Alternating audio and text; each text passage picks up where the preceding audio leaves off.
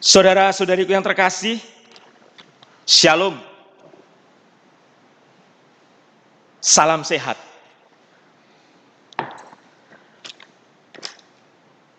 Saya ajak Anda mungkin saat ini berkumpul dengan saudara-saudari, dengan keluarga di rumah. Saya tahu jaraknya mungkin ada yang 1 meter atau 2 meter atau lebih, saya tidak tahu.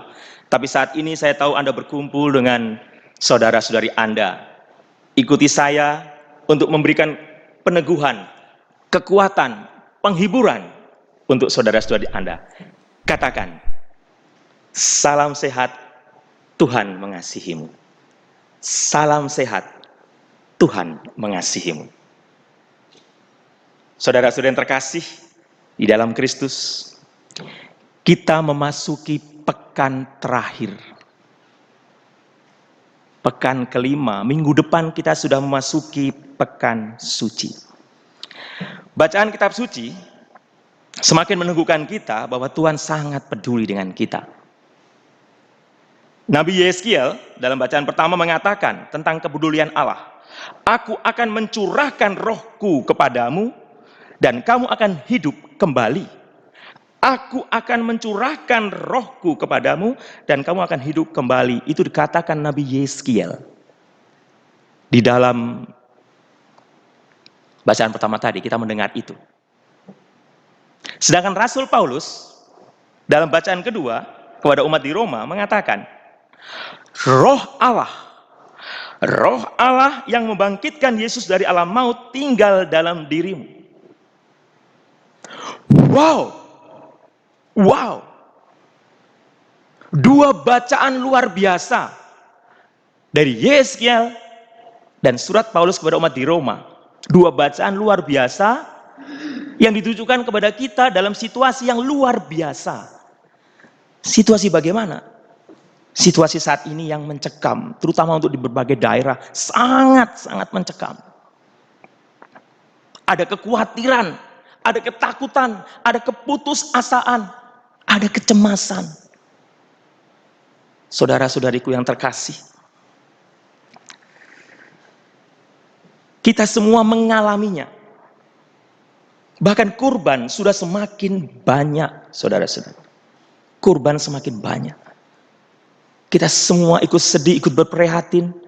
Dan kita sungguh-sungguh bertunduk kepala untuk saudara-saudari kita yang tadi dipanggil Tuhan itu, yang meninggal. Namun, saudara-saudari yang terkasih, kita mungkin sedih, tapi kita tidak boleh takut dan khawatir. Amin, saudaraku. Kita tidak boleh takut dan khawatir.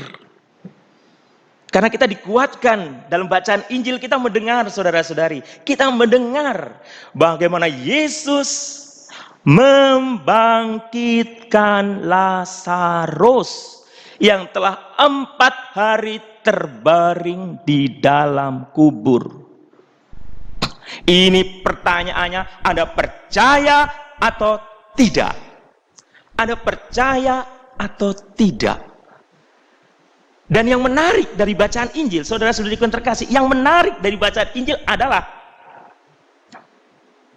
kita mendengar bagaimana Marta, saudarinya Maria, dan Lazarus sangat dikasihi oleh Tuhan Yesus, sangat dikasihi oleh Tuhan Yesus.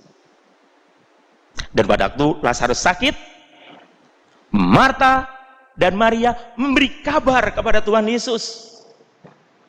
Dia yang kau kasihi menderita sakit. Tapi yang luar biasa,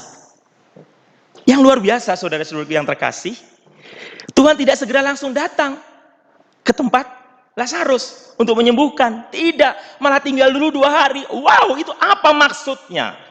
Apa maksudnya untuk Anda, untuk saya, untuk kita semua? Kenapa Tuhan Yesus tidak langsung datang dan menyembuhkan penyakit Lazarus? Nunggu 2 hari dan akhirnya Lazarus meninggal. Inilah tantangan untuk Anda, untuk saya. Apakah Tuhan terlambat? Apakah Tuhan tidak peduli? Hello? Bertanyalah pada diri Anda, bertanya pada diri saya, kita bertanya, apakah Tuhan terlambat? Tuhan tidak datang dengan cepat-cepat, tapi Tuhan datang dengan waktu yang tepat. Saya garis bawahi, Tuhan tidak datang dengan cepat-cepat, tapi Tuhan datang pada waktu yang tepat.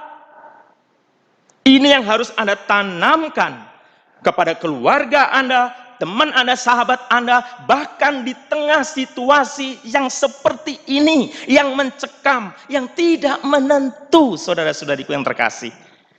Kita tidak tahu kapan berakhir. Kita tidak tahu. Kita tidak tahu kita terkena virus itu atau tidak. Saudara kita atau siapa.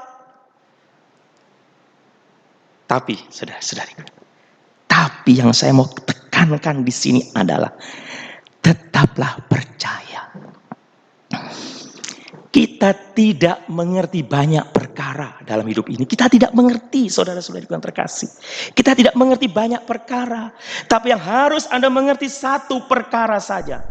Yang harus Anda mengerti satu perkara. Yaitu apa?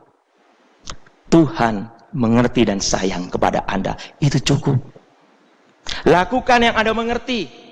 Apa yang Anda mengerti? Jaga jarak, jaga kesehatan, cuci tangan dan lain sebagainya. Itu Anda yang mengerti. Yang Anda tidak mengerti kapan virus corona akan berakhir. Dan itu bukan urusan kita, saudara-saudariku yang terkasih. Bukan urusan kita. Yang Anda imani adalah, yang Anda tidak mengerti Anda imani, ada peran serta Tuhan yang menguatkan Anda. Siapapun Anda. Kalau gereja, saudara-saudariku yang terkasih, meminta Anda berdoa di rumah, misa di rumah, bukan berarti gereja takut, tidak. Justru di sini Anda diberi kesempatan untuk menyadari rahmat Allah yang luar biasa. Kebersamaan dalam keluarga. Gereja realistis, saudara-saudariku yang terkasih. Gereja itu realistis. Bapak Paus itu realistis. Oke, di rumah saja. Ikuti anjuran pemerintah. Berdoa di rumah. Anda menerima komunis secara batin. Tuhan pun hadir, saudara-saudariku yang Tuhan pun hadir. Anda menerima absolusi pengampunan dosa secara umum, absolusi umum. Tuhan pun mengampuni dosa Anda. Ini yang harus Anda percaya. Amin, saudaraku. Dan yang perlu Anda katakan kepada saudara-saudari, katakan seperti yang dikatakan Nabi Yeskiel dalam bacaan pertama. Roh Tuhan diberikan kepadamu, maka engkau akan hidup. Roh Tuhan ada padamu. Ingat lagunya kan? Bila roh Allah ada di dalamku, aku kan menari seperti Daud menari. Ada roh Allah, saudara-saudari. Ada roh Allah di dalam diri Anda. Ada roh Tuhan. Ini yang Anda yakini dan percaya. Meskipun Anda sekarang sedang sakit, bagi saudara-saudara kita yang di rumah sakit, tetaplah berdoa. Tetaplah percaya, habis gelap terbitlah terang. Dan bagi saudara-saudari yang meninggal, kita doakan mengalami ketenangan jiwa, saudara-saudariku yang terkasih. Kematian itu bukan hilang begitu saja, saudara-saudara. Kematian itu bukan ditinggalkan, bukan dicabut begitu saja. Tapi kematian itu proses dirubah, dibarui hidup di dalam kasih Tuhan. Itulah arti kematian untuk orang beriman. Jadi, mengapa kita takut mati? Mengapa kita takut menderita? Kuatkan saudara-saudari Anda. Anda menguatkan diri Anda. Di sini ada dua yang berjalan seimbang. Iman dan imun. Iman Anda diperkuat. Amin. Imun Anda juga diperkuat. Supaya tidak sakit. Anda dikuatkan dalam iman Anda.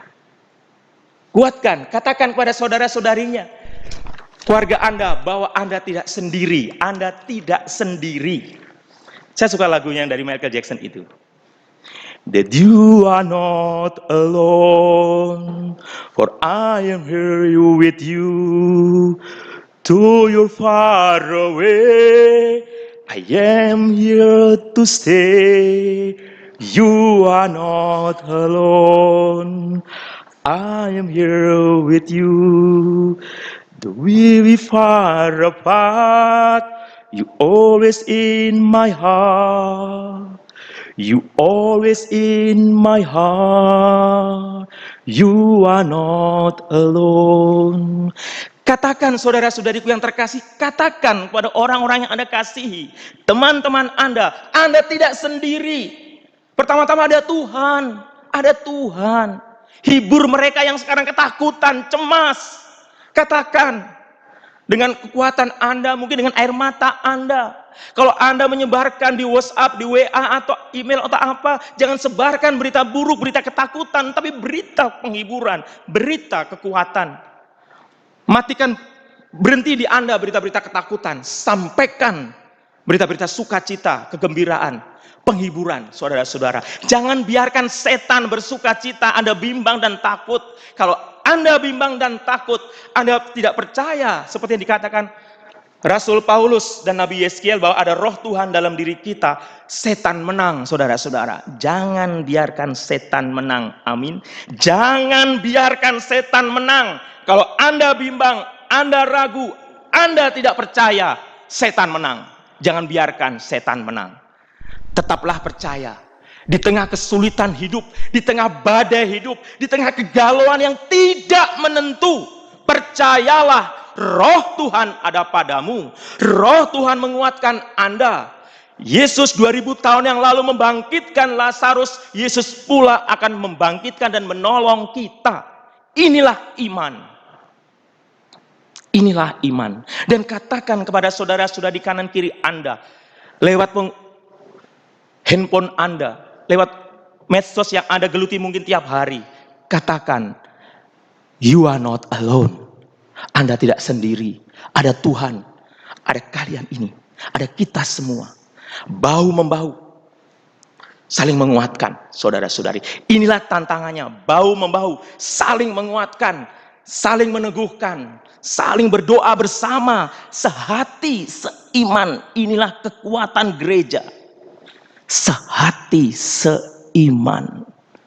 Kalau Anda menangis, menangislah di dalam kamar Anda. Menangislah di dalam doa Anda. Satukan tangan Anda dan berdoalah, saudaraku. Pertolongan Tuhan pasti datang tepat pada waktunya. Pertolongan Tuhan pasti datang tepat pada waktunya. Bukan menurut pikiran kita manusia ini, tapi apa yang menjadi kehendak Tuhan. Yang diminta dari Anda dan saya adalah bersabar, beriman, dan tetap percaya. Lakukan aktivitas Anda, jaga jarak, dan lain sebagainya. Saya percaya Tuhan memberkati Anda. Mari kita hening sejenak.